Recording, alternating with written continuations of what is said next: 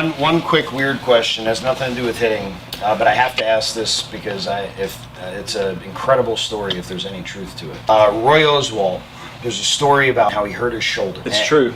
I know where you're going with this. It's a true story. I'll never forget it. It was in '97. So we went to Instructs. So we showed up and we became friends. He shows up in this old '78 Chevy pickup, that he had just bought.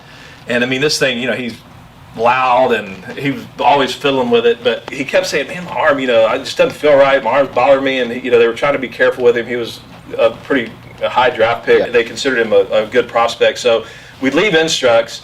We come back in spring training the next year, and we're like, dude, how's your arm? Through the course of the conversation, oh man, he goes, you're not going to believe this. I said, what?